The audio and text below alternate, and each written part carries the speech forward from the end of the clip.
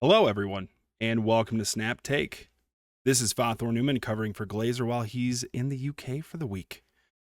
Today we'll be discussing Toxic Cerebro 2, a deck that boasts a 69% win rate in Conquest and very straightforward lines, as well as Revis's Lady Thanos deck, a unique destroy deck that uses forward thinking, strategy, and RNG to make good use of last week's new card. Before we get there, I'd like to ask you to subscribe. What Glazer does here on the channel is try to bring you the best meta decks before the meta catches up, so you can get extra cubes, hit infinite, get your infinity borders, and reach all your goals in Marvel Snap. Also, please subscribe to my channel, Fathor Newman, on YouTube. I've been putting out at least one video each weekday for the last few months. The decks I choose to play are generally off meta and archetypes I enjoy. I may be the greatest proponent of Sandman ever. I created the greatest deck in all of Marvel Snap, Surfer Thanos, and I love playing destroy decks. The content I make is focused on three main things: improving my deck building skills, improving my ability to play the game, and most importantly to me, making content my kids can watch someday when I'm not around, where I tell stories about life. As of recording this video, we have a second kid on the way any day now, so by the time this posts, I may be a father of two. If any of that sounds interesting, exciting, or you just want to support a smaller content creator, I'd greatly appreciate it. Anyways, on to deck 1, Toxic Cerebro 2. Here's the deck that we're working with. We got Cerebro and Mystique. That makes a lot of sense. Blue Marvel works perfectly in this deck because it doesn't give itself more power, just everything else. So we're kind of working with Cerebro 3, but not really. Don't start thinking that way. We'll talk in the game plan section about a few specifics. First thing, lock down a lane with Storm and Brood. That's a really easy way to get a ton of power out early on. And if you can do it by turn 4, your opponent can't really do much to stop you. They could use a Juggernaut and annoy you, but you still lock down a lane. Use Mystique to copy Cerebro. That's obvious. People have been doing that for years. Or if you can't do that, maybe you didn't draw Cerebro. Blue Marvel is a good thing to copy as well. Luke Cage is in here because it counters negative locations, so that it doesn't ruin your whole Cerebro plan. That's a big deal. You don't want that to happen. But it also can stop you from being impacted by high evolutionary decks, other people's hazmats. If they're running the Wong hazmat Odin situation, that can be devastating. But if you have Luke Cage, life is good. You want hazmat to try to hit as many things as it possibly can. So try to play it final turn as far into the game as you could possibly do. And after I did a little bit of calculating, you should be able to get between 16 and 28 power at least 2 locations. The 28 power that's best case scenario for sure. I don't know that you'll be able to pull that off every time, but that's Cerebro plus Mystique plus Blue Marvel plus 2 completely full locations. There's a lot of things that have to go right to make that happen. Things to watch out for. Enchantress and Rogue can really mess up a Cerebro deck, especially if their Rogue takes your Cerebro buff before you can use Mystique on it. Then you wasted a Mystique if you played it that turn after you played Cerebro, and then you can't use it on Blue Marvel, which would be a great way to get a little bit of extra power, even though they're stifling your plan a little bit. Enchantress there's no good way to stop it. Again, maybe you could play Goose out in the lane where you want to play Cerebro and Mystique. Then they can't play it there. If they have Zabu, doesn't work out perfectly. Also, locations that boost power, like the one that gives you +2 for every card in your hand, that just ruins the deck, basically. So if that happens turn 1 and it doesn't impact maybe it hits Cerebro and Mystique, that actually works out perfectly. If it hits other stuff, you either can't play those cards or it'll ruin the synergy, or you got to just retreat. So those are things to look out for. Featured combos. As I said, this is probably the most classic Cerebro combo you can get. Storm, 1 lane, and then right behind it, you play Brood. You got 4 cards there. The opponent has to commit there if they want to win it. And if they don't, you're probably just going to win that location. And then this is kind of just the main combo for the whole deck, right? It's Cerebro into Mystique into Blue Marvel. I remember a game that I was playing where I laughed in a dude's face because he played Blue Marvel and I thought that would ruin his whole synergy, but I did not use my brain. Learn from me, all right? It's good. You can do a lot of stuff with this. It's a very powerful situation if you can get all three of those cards out. Enjoy yourselves. And this is a line that it's not really something that I've seen. I was just thinking of a way of dealing with maybe the opponent has Enchantress by turn 2 for some reason. So one option you have, if you have the perfect set of cards, on turn 2, throw down Mr. Sinister, throw down Storm, and then throw down Cerebro. So then they can't Enchantress you. You are able to play Mystique the turn after that, and your Cerebro's protected. They can take out your Mystique if they have Enchantress. That's how it goes sometimes. At least you have Cerebro buffing everything else. And as I was thinking through the most optimal plays you could possibly make, this is if RNG, which is random number generator, if you don't know, if it's not a factor, if it's not, you're getting randomly destroyed, and I can get whatever I want, this is what I would say optimal plays are each turn. Echo, turn 1, get it out there.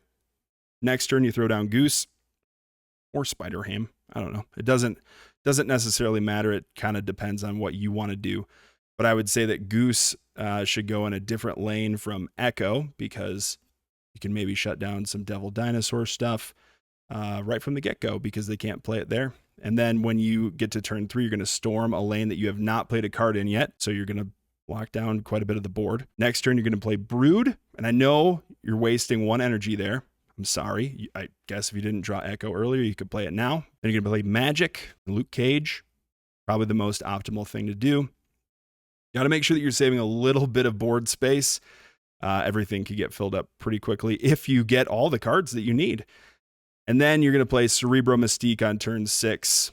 And then turn 7, Blue Marvel and Hazmat, hitting as many of the opponent's cards as possible. There are definitely other ways that you could play this, but in my brain, if there was an optimal line, if you see this exact situation, you could probably snap it up. So it's a very strong deck. I have lost to things like this many times. I don't run Luke Cage very often. It's a good one. Now, deck number 2 is Revis's Lady Thanos deck. And this is an interesting one. This is a bit of a tougher one to play. Things kind of have to go pretty well. You have Thanos, so there's lots of card draw, but that also ups the randomness related to this deck. Null, Death, great combo. You have a great destroy package all around here. You have Shang-Chi to take out big stuff. We'll get to some use cases for Absorbing Man, Iron Lad, and Arnim Zola in just a moment. But I do want to say, if you want examples or you want to see this deck in action, I'll put up a video on my channel, but Revis has a video that came out probably 10 days ago by the time this posts. He goes over it, explains the deck really well. Highly recommend you go and check him out. Very good at explaining what he's doing. He made it. It's a very cool deck. So, how does it work? Just looking at the deck, you can see a very typical destroy, death, null package here. But with Lady Deathstrike, you kind of want to try to get her out early if you can. So, cheat her out using Iron Lad or a Time Stone if you have her in hand. Iron Lad is going to be RNG dependent. Just got to hope your luck is with you. You're going to use Absorbing Man to copy Lady Deathstrike. And if you have Arnim Zola, you're going to use Zola on Absorbing Man. That turns Lady Deathstrike into a 5-power card. Now, I guess it turns Absorbing Man into a 5-power Lady Deathstrike. I don't know the right way to say that one, but it'll smash it around the board, and you get to do a lot of destruction, which will help destroy your stones. It'll help make your null bigger. Depending on what your opponent's playing, you could just wipe out all their stuff in 2 lanes. Finally, you want to get a free death, and you want to get a big null. And you could play that out on turn 6 if you're really efficient and lucky, or if you got magic out, probably turn 7 is the easiest way to do that. Things to watch out for. RNG. As I said, there's a lot of randomness to this deck. You can't do a ton about it. You know what's in your hand, and that's about it. We're not running Howard, so we can't take a peek at what's coming up next. So you got to just go for it. If you have Lady Deathstrike in hand, again, you know you're not going to hit it with Iron Lad. So prepare ahead of time. Try to do Time Stone, Absorbing Man instead. And then just the normal things that would be a problem for Destroy. Armor, Cosmo, Shang-Chi, and lockdown stuff. You want as much board space as possible, and you want to lay out those little cards so that you can have a big null and free death at the end of the game. Arnim Zola is a lot of fun. There's a lot of really cool things in here, but if your opponent is playing something really, really big, you might struggle to win with this. Make sure you use Shang-Chi efficiently if that's the case. So these are some of the featured lines that I saw Revis talk about, but also just as I was thinking through it, it makes sense to cover a few of these. So you want to get, as I said, Lady Deathstrike out as early as possible so that you can use Absorbing Man. So it would be something along the lines of Time Stone on turn 3, Lady Deathstrike on turn 4. Then you got her out, you can Absorbing Man, and then Arnim Zola. Very similarly, depending on the situation, you can play out Iron Lad, and if you are lucky and it hits Lady Deathstrike, you did it. It's the best way that you could have, hit Lady Deathstrike in this game. Turn 4, you don't have to do anything crazy to get it out there. It's a 6-power Lady Deathstrike. Booyah. You could Absorbing Man that.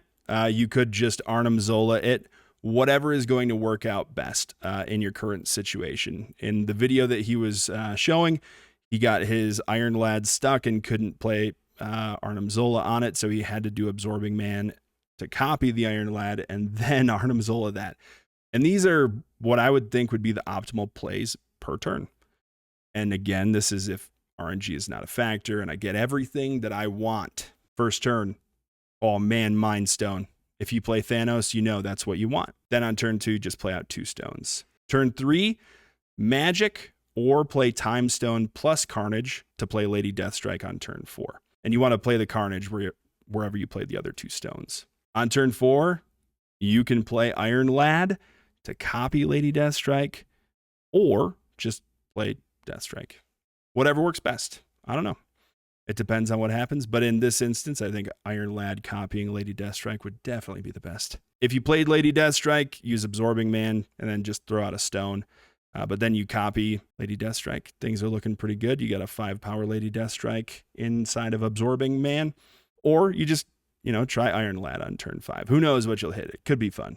Turn 6, you want a Zola, whatever has the Lady Deathstrike power and has the highest attack. So if you ended up Absorbing Manning it. It's so weird. It's so hard to say. Whatever has the highest attack, that's what you want to hit with Zola. That'll take out a lot of stuff, hopefully, unless you're playing like Shuri, Red Skull, that kind of nonsense. That's not really going to help out too much, but it'll knock out your stones. It'll knock out a lot of the stuff that's on your side of the board. And then you got Null and Death for final turn. Hopefully your Death is free and hopefully your Null is freaking huge. Booyah. Enjoy it. Thanks so much for watching. Please subscribe here if you haven't, and on my YouTube channel, Fathor Newman, if you want to check out any more of my content. Remember, you're going to have a great day whether you know it or not. And as always, peace.